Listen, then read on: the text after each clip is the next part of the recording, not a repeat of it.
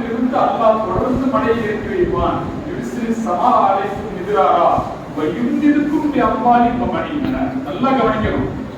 அல்லாஹ் பொருளாதாரத்தை நீட்டி தருவான், பிள்ளை குட்டிகளை அதிகப்படுத்தி தருவான். இப்போ ஒருத்தருக்கு வந்து குழந்தை செல்வமே இல்ல, அவர் என்ன செய்யணும்? உடனே இஸ்திக்பார் செய்யணும்.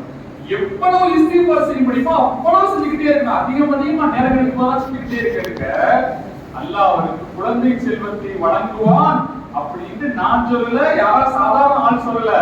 நபி நூஹ் அலைஹிஸ்ஸலாம் அவர்கள் சொன்னதை அல்லாஹ் குர்ஆனில் பதிவு செய்து இந்த முழு சமுதாயத்திற்கும் கியாமத் வரை வரக்கூடிய சமுதாயத்திற்கும் அல்லாஹ் பாடமாக ஏற்படுத்தியுள்ளார். அப்ப எந்த அளவுக்கு நம்ம இஸ்திக்பார் செய்யறோமோ அந்த அளவுக்கு நமக்கு அமல்கள்ல ஆர்வம் ஏற்படும். அது ஹசன் பஸ்ரி ரஹ்மத்துல்லாஹ் அவங்களுடைய ஒரு சபையில வந்து அவருடைய சீடர்கள்லாம் அப்படியே அமர்ந்திருக்காங்க. அவங்க பெரிய சேது அவருடைய சீடர்கள்லாம் அமர்ந்திருக்கும் போது வெளியிலிருந்து ஒருத்தர் வந்து கேட்கிறாரு, இது எனக்கு வந்து ரொம்ப வறட்சியா இருக்கு, என் விவசாயத்துல வந்து சரியான வருவாய் இல்லை, அவங்க சொன்னாங்க இஸ்திக்பார் செய்யணும். அதுக்கடுத்து வந்து இன்னொருத்தர் வந்து கேட்கிறாரு, எனக்கு குழந்தை இல்லை அப்படின்னு இஸ்திக்பார் செய்ய, அதிகமா இஸ்திக்பார் செய்ய. இன்னொருத்தர் வந்து கேட்கிறாரு, எங்க ஏரியாவில் வந்து மழை இல்லை, நீங்க அதிகமா இஸ்திக்பார் செய்யுங்க.